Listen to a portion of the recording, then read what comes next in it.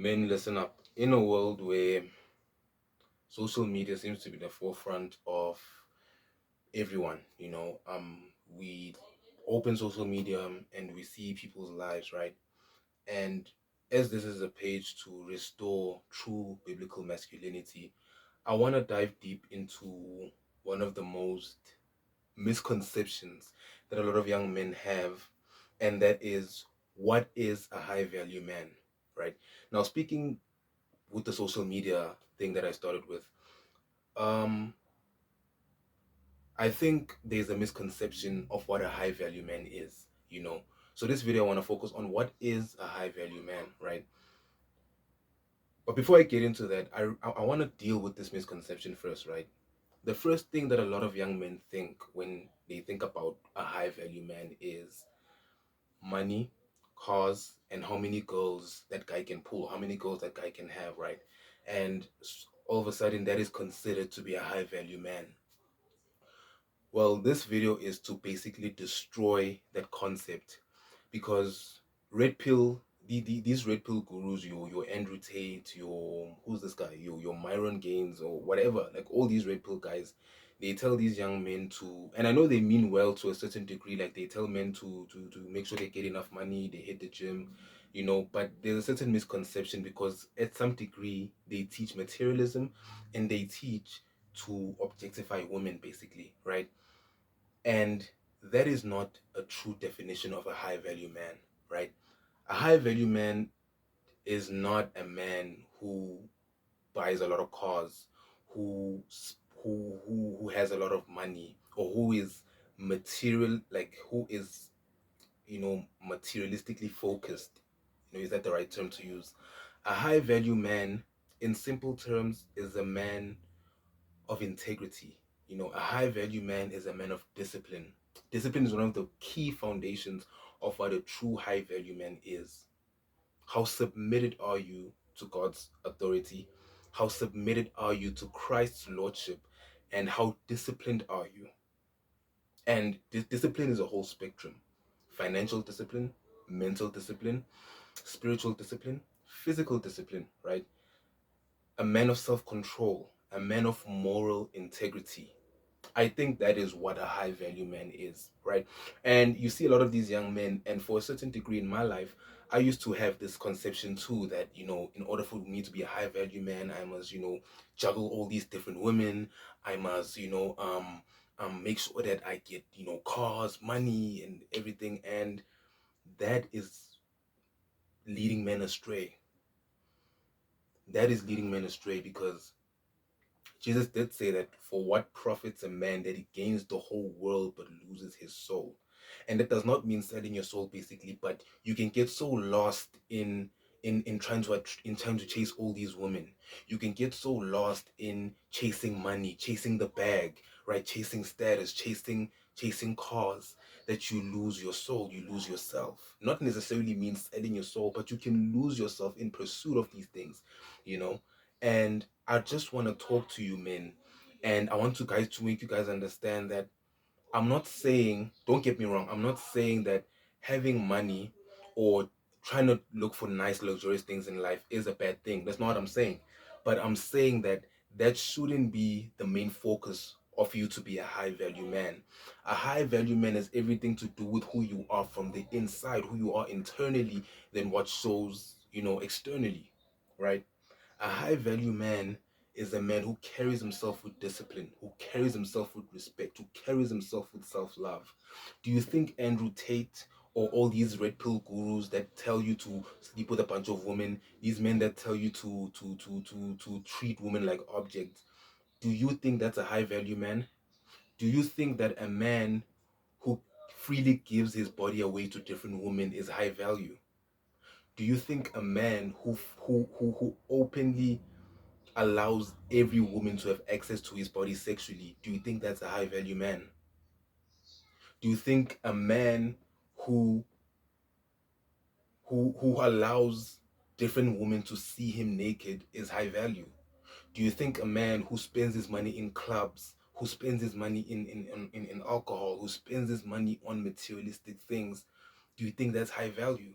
Because a lot of these men, they can offer all the money in the world, they can have all the power, all the influence, all the women, but they could use these things to hide the insecurity.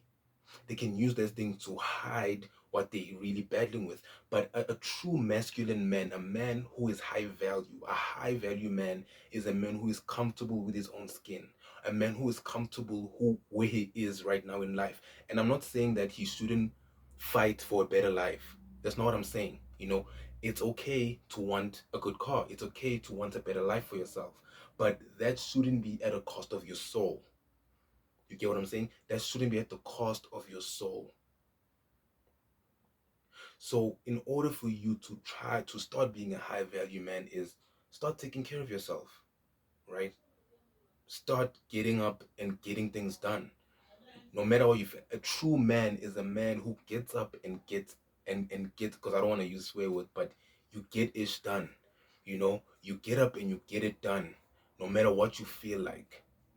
It's how you carry yourself. I once had a conversation with this a few years back with my friends who were like, a high value man, you know, like a man who has a proper job, like a proper 9 to 5 job, but he's saving his money every month. He wears nice clothes, doesn't have to be designer clothes, doesn't have to be labels, but he dresses nicely, he smells nicely, he goes to the gym, he takes care of himself, he saves up his money, even if he doesn't have his life figured out yet, but he's saving his money, he's disciplined financially, he's disciplined mentally, he's disciplined spiritually, even if he's not rich.